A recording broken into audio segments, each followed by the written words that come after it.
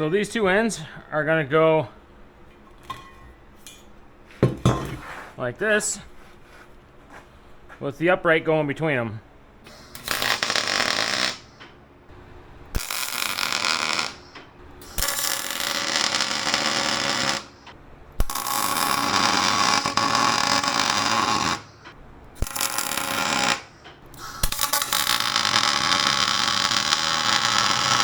Gonna have to grind down a little bit off of this. Not a lot. We'll take an eighth.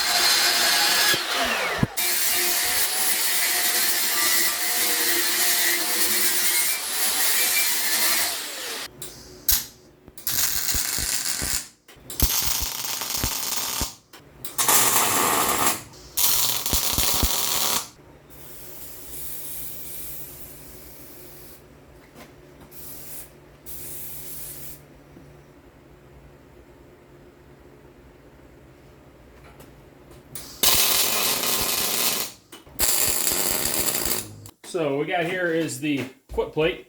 This is the base that the ram is going to push against. It's 1-inch steel plate, and we're going to measure out what we need to cut this to. So we're looking at 10 inches are across the rails. I wouldn't mind hanging off an inch on each side if possible. Yeah, we're only going to get like 5-inch foot off of here to push against. It's honestly not very good, but I don't know how much choice we have, to be perfectly honest. This is the plate I have. I've got some 1.5-inch plate, but there's no way I'm welding that on. And cutting it's going to suck too. And we'll chop this square and clean. And we're going to use the chop saw to do it because we're not going to get a clean cut with a torch. It's going to look basically like this. And I'd like to make this cut as clean as possible, just to minimize the amount of time I have on the grinder, because we're going to be flat disking the hell out of this. So let me get this out of the way, and we'll bring our chop saw over, and we'll start working this down to shape.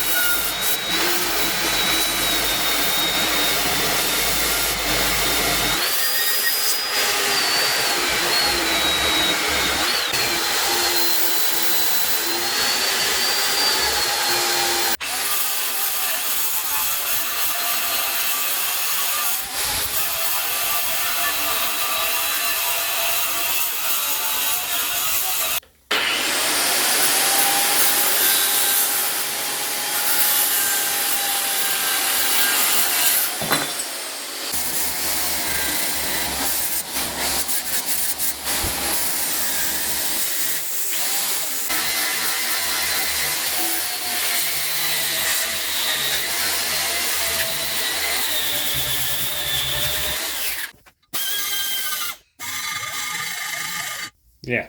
You're not stopping a carbide bar from knocking mill scale off, that's for sure.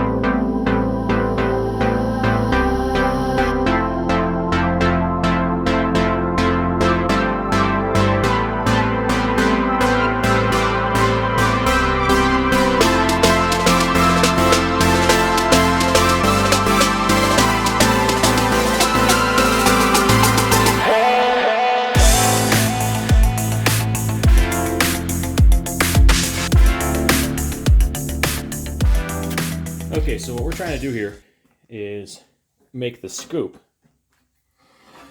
The scoop will go... The scoop is going to come off the front of the slide plate here. So I think what I want to do is put 2 rails on the side so that the log can't fall all the way to the main tube. And then I'm going to have a finger coming off the front of this slide plate. And it's going to go between those rails and grab underneath the log. So the log will ride up that finger into the wedge blade.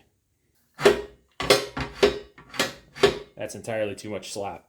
And the reason it's like this is because when I cut the inserts that go in here for the to space out the grapple on the bottom, the rail grapple, I did not make these long enough.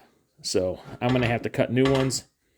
And I'd like to do it with 1 piece instead of 2. I was kind of shimming it out yesterday till I got the right gap. This is the right spacing for this direction. That slap is perfectly fine. This is not. So I'm going to try and use 1 piece and cut out the appropriate size here.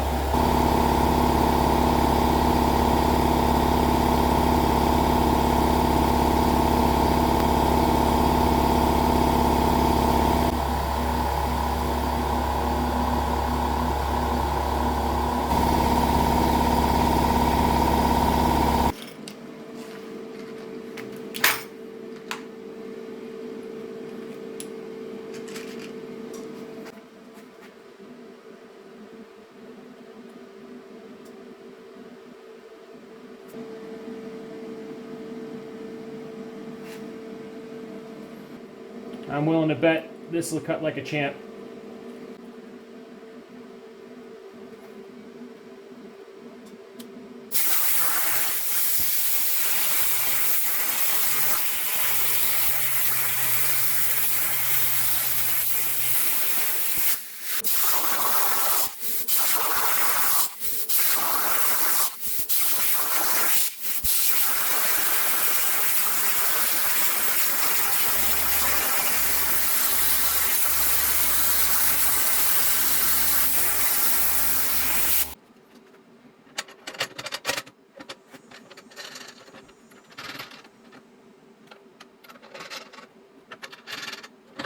So this material here, this is called Delrin. It's basically like a polyethylene. That's a type of plastic, more or less. But Delrin has, I believe, 15% Teflon content. So it's used as a dry bearing surface. So it's a low friction surface that I'm going to use on the slides. So the slides aren't just rubbing paint off each other the whole time. And they probably still will anyway. But the Delrin will slide across these painted surfaces much more smoothly.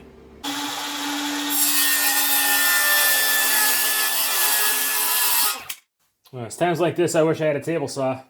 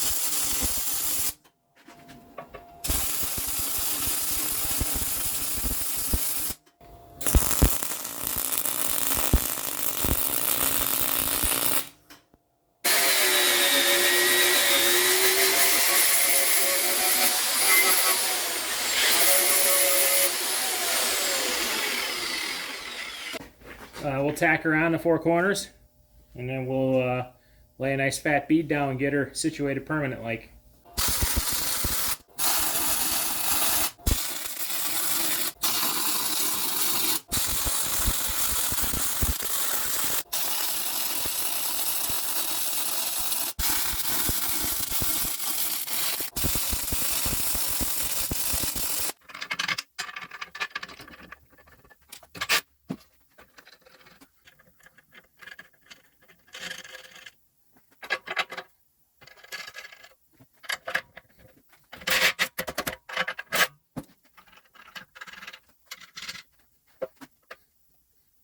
Alright, this gives us an idea of how far we need to extend the clevis bracket off the back end of the beam here.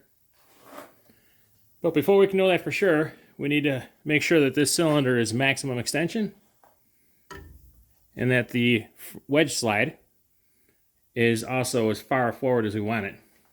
We're not going to run it all the way to the base plate because we have the little finger ramp to push the logs up into the wedge. So the forward slide's pretty much right where we want it, but we need to get a fitting that works in here. So we're going to pull these two plugs out of the top of the cylinder. We'll search through our fittings till we find one that works, and then we'll throw some compressed air in here to extend the cylinder out. Yep, that's the guy. So 1/2-inch O-ring boss on the cylinder.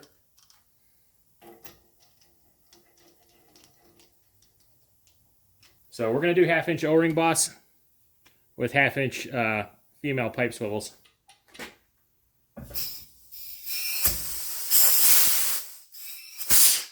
Alright, that's max extension right there. That's where we want the slide maxed out, so I'm going to mark the slide right here. Alright, we're going to go 4 5/8.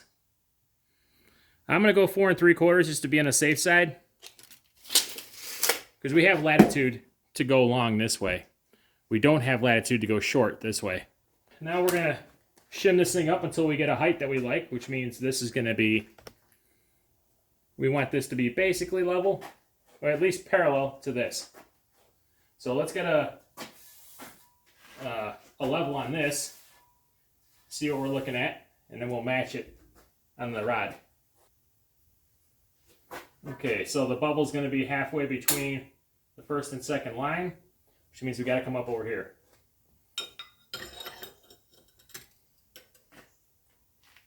There we go. So we're looking at 13 on the money,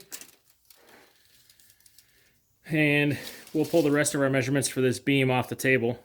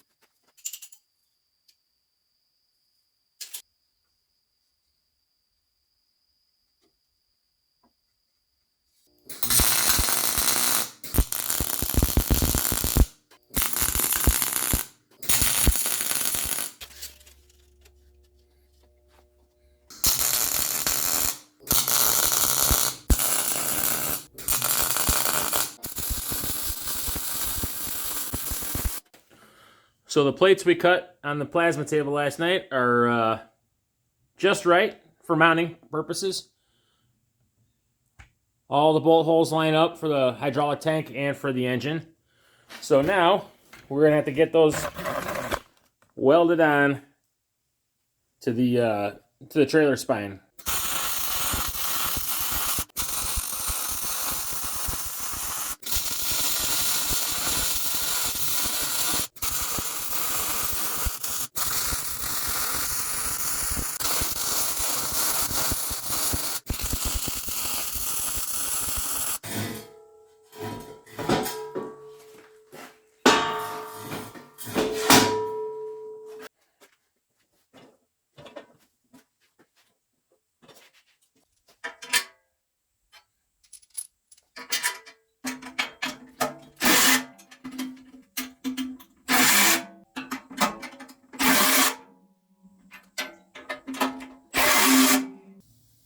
Well, that's not good. And I'm positive that it's not actually going to functionally affect this whatsoever. But I mean, you never want to pull something out of packaging and have it all damaged. Luckily, I bought 2 of these kits, so I can just use the other one.